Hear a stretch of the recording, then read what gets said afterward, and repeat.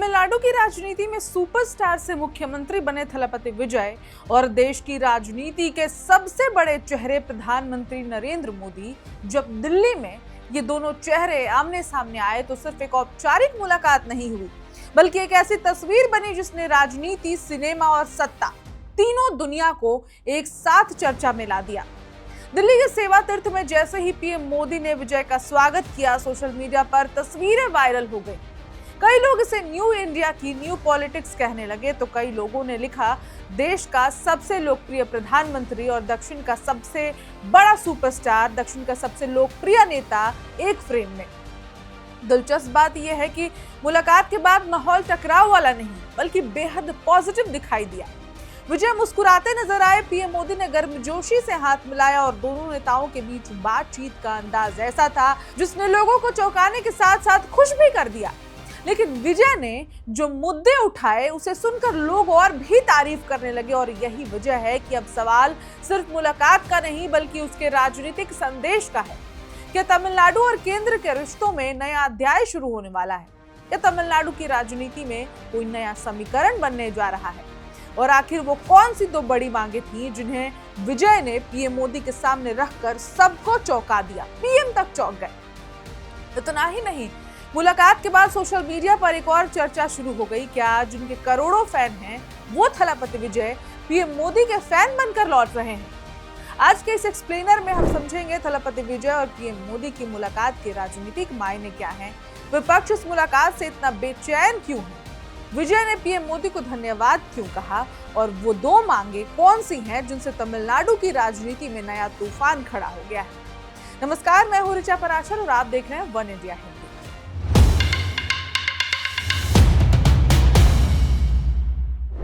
दिल्ली पहुंचते ही पीएम मोदी से मुलाकात। तमिलनाडु के मुख्यमंत्री बनने के बाद थलपति विजय का ये पहला दिल्ली दौरा था। राजधानी पहुंचते ही विजय सीधे प्रधानमंत्री मोदी के कार्यालय सेवा तीर्थ पहुंचे।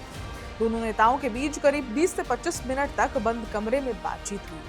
मुलाकात की तस्वीरें सामने आते ही सोशल मीडिया पर बवाल भी हुए और खुशियां भी आई, क्योंकि चुनाव के दौरान विजय लगातार बीजेपी पर हमलावर होते थे।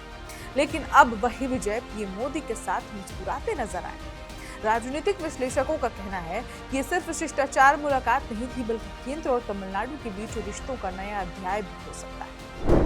विजय ने पीएम मोदी को क्यों कहा थैंक यू? इस मुलाकात की शुरुआत ही एक बड़े धन्यवाद से हुई। दरअसल हाल ही में केंद्र सरकार ने होलैंड यानी कि नीदरलैंड से तमिलनाडु की ऐतिहासिक तांबे की प्लेटों को भारत वापस लाने में सफलता हासिल की थी। आपको याद होगा, प्रधानमंत्री मोदी जब नीदरलैंड दौरे पर थे तो उन्हें तांबे की प्लेट्स वहां की सरकार ने उन्हें सौंप दी। ये तांबे की प्लेटें सिर्फ धातु नहीं बल्कि तमिल इतिहास और संस्कृति की पहचान मानी जाती है। विजय ने प्रधानमंत्री मोदी को इसके लिए विशेष धन्यवाद दिया। यही वो पल था जिसने विपक्ष को सबसे ज्यादा चौंकाया, क्योंकि डीएमके और विपक्षी दलों को उम्मीद थी कि विजय दिल्ली जाकर केंद्र पर हमला बोलेंगे, लेकिन शुरुआत ही धन्यवाद से हुई। विजय के समर्थकों ने कहना शुरू कर दिया कि विजय ने मोदी की तारीफ करके बड़ा राजनीतिक संकेत दे दिया है। पहली मांग जिसने सबको चौंकाया। धन्यवाद के बाद विजय सीधे अपने एजेंडे पर आ गए। उन्होंने प्रधानमंत्री के सामने पहली बड़ी मांग रखी जो तमिलनाडु की सांस्कृतिक पहचान से जुड़ी हुई है। विजय ने मांग की कि तमिलनाडु के सभी सरकारी कार्यक्रमों में राज्य गान तमिल थाई वस्तु को बिना किसी रुकावट के बजाने की स्पष्ट अनुमति दी जाए। दरअसल जनवरी में गृह मंत्रालय ने राष्ट्रगान और वंदे मातरम को लेकर कुछ दिशा निर्देश जारी किए थे। तमिलनाडु में इसे लेकर बहस शुरू हो गई। विजय ने पीएम मोदी से कहा कि तमिल पहचान और भाषा तमिलनाडु की आत्मा है, इसलिए राज्य गान को पूरा सम्मान मिलना चाहिए। राजनीतिक जानकार मानते हैं कि विजय इस मुद्दे के जरिए तमिल अस्मिता का मजबूत संदेश देना चाहते हैं, यानी एक तरफ मोदी को धन्यवाद और दूसरी तरफ तमिल पहचान पर समझौता नहीं। दूसरी मांग ने बढ़ा दिया दबाव। इसके बाद विजय ने दूसरी और सबसे गंभीर मांग उठाई। उन्होंने श्रीलंकाई नौसेना द्वारा तमिल मछुआरों की गिरफ्तारी का मुद्दा पीएम मोदी के सामने रखा। विजय ने बताया कि सिर्फ 2026 में ही 12 बड़ी घटनाएं हो चुकी हैं। 58 भारतीय मछुआरे अभी भी श्रीलंका की जेलों में बंद हैं और 266 नावें जब्त कर ली गई हैं।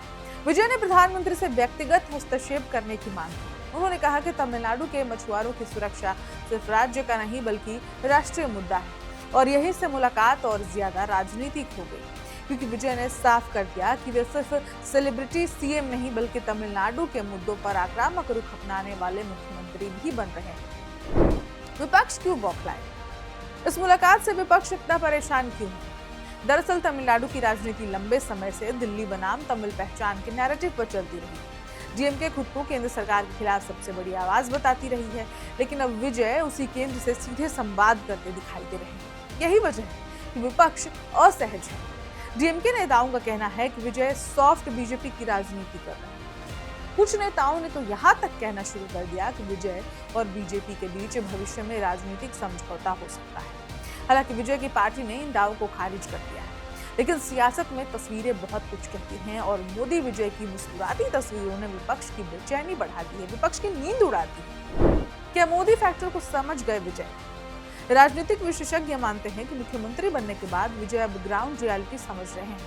केंद्र सरकार से टकराव और केंद्र से तालमेल दोनों अलग चीजें हैं। तमिलनाडु को फंड चाहिए, इंफ्रास्ट्रक्चर चाहिए, केंद्र की मंजूरियां चाहिए और इसके लिए दिल्ली से रिश्ते बेहतर रखना जरूरी होता है। यानी विजय अब सिर्फ अभिनेता नहीं बल्कि प्रशासक की भूमिका में है और शायद यही वजह है कि वे पीएम मोदी से भिड़ने के बजाय सीधे संवाद का रास्ता चुनते दिखाई दे रहे हैं, क्योंकि विजय समझ चुके हैं कि वो अपने राज्य की भलाई करने आए हैं।